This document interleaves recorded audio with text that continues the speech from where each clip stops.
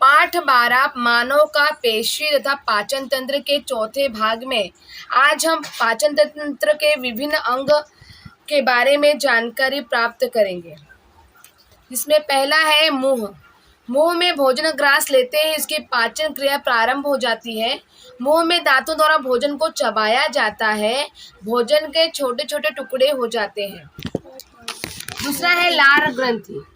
कान के पास जीभ के नीचे स्थित विभिन्न ग्रंथियों लार निर्मित करती हैं।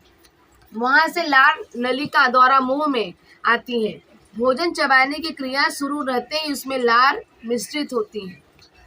ग्रसनी गला। आहार नाल और श्वसन नलिकाओं के मुंह गले अर्थात ग्रसनी में खुलते हैं। ग्रसिका। यह नली गले से आमाशय तक होती है जो भोजन को आगे ढकेलने का कार्य करती है। यकृत।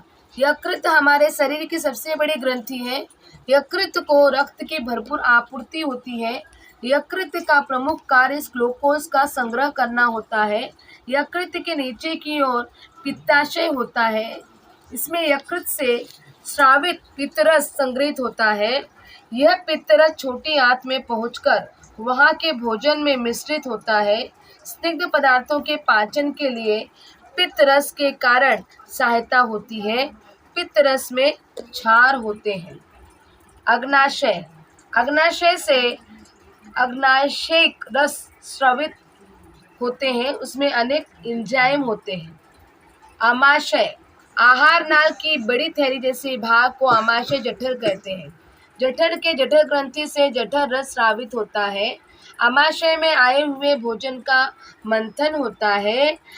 हाइड्रोक्लोरिक अम्ल, पेप्सिन, म्यूकस, श्लेष्मा नामक जठर रस के 3 घटक मिश्रित होने से भोजन अम्लीय हो जाता है। जठर में मुख्यतः प्रोटीन का अपघटन होता है।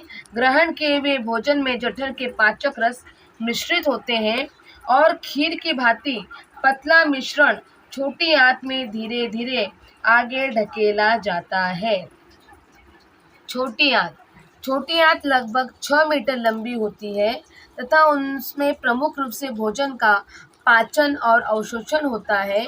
छोटी आंत के अंदर भोजन में 3 अलग अलग अंगों में बने स्राव मिश्रित होते हैं। भोजन के पाचन से प्राप्त पोषक पदार्थों का रक्त में अवशोषित होने का कार्य छोटी आंत में ही होता है। बड़ी आंत।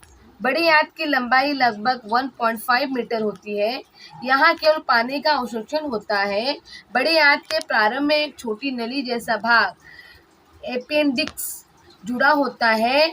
छोटी आंत में भोजन के पाचन होने के पश्चात बचा हुआ अपाचित भोजन और पाचित भोजन का उर्वरित भाग बड़ी आंत में आता है। पाचन क्रिया के पश्चात बचे हुए पदार्थ गुदा द्वार के माध्यम से शरीर के बाहर निकाल दिए जाते हैं। इस तरह से हमने पाचन तंत्र को देखा और जानकारी प्राप्त की। पाचन तंत्र की महत्वपूर्ण ग्रंथियां, उसके स्राव और कार्य। अंग है मुंह। ग्रंथि है लार ग्रंथि। पाचन रस स्राव कौन सा है? लार, टाइलिन, एमाइलेज। कार्य क्या है उनके? कार्बोज पदार्थ का रूपांतरण माल्टोज में करना। आमाशय जठर, यह अंग है। ग्रंथि है जठर भित्ति। और पाचन रस और स्राव क्या होता है उसमें? जठर रस, हाइड्रोक्लोरिक अम्ल, पेप्सिन, म्यूकस, श्लेष्मा। कार्य क्या होता है? भोजन को अम्ल युक्त करना, प्रथिनों का अपघटन करना, जठर के अंदर के स्तर का हाइड्रोक्लोरिक अम्ल से संरक्षण करना। फिर आया है यकृत ग्रंथि में, वो क्या करता है? पाचन रस में और स्राव में क्या करता है? पित्त रस। कार्य क्या होता है? भोजन क्षारीय बनाना, बड़े वसी कणों का छोटे कणों में इम्लिसीकरण रूपांतरण करना। आमाशय। आमाशय क्या करते हैं ग्रंथि? तो उसका क्या पाचन और स्राव क्या होता है वो देखिए। अग्नाशयिक रस, ट्रिप्सिन, लाइपेज, एमाइलेज, इस तरह के उसके पाचन रस हैं। कार्य क्या है? प्रथिनों का रूपांतरण अमीनो अम्ल में करना, वसा का रूपांतरण वसी अम्ल तथा कोलेस्ट्रॉल में करना, कार्बोज पदार्थ का रूपांतरण शर्करा में करना। छोटी आंत, यह अंग है और उसका पाचन रस और स्राव और उसका कार्य क्या है वो देखेंगे। आंत्र रस और कार्य है प्रथिन का अमीनो अम्ल में रूपांतरण करना, कार्बोज पदार्थ का ग्लूकोज में रूपांतरण करना, वसा का वसी अम्ल और ग्लिसरॉल में रूपांतरण करना। क्या हम हमारे स्वास्थ्य के लिए खतरा उत्पन्न कर रहे हैं? व्यक्तित्व विकास के लिए शारीरिक आरोग्य अत्यंत महत्वपूर्ण है। जब हमारे शरीर के विभिन्न इंद्रिय तंत्र सुचारू रूप से कार्य करते हैं तब हम कहते हैं कि हमारा स्वास्थ्य अच्छा है। परंतु धूम्रपान, तंबाकू सेवन, मद्यपान जैसे हानिकारक आदतों से स्वास्थ्य बिगड़ जाता है। तंबाकू जन्य पदार्थ, मद्यपान, धूम्रपान का पाचन तंत्र पर होने वाला दुष्परिणाम। तंबाकू के सेवन से मुंह, गला, आहार नाल और पाचन तंत्र के अन्य अवयव सुचारू रूप से कार्य नहीं करते।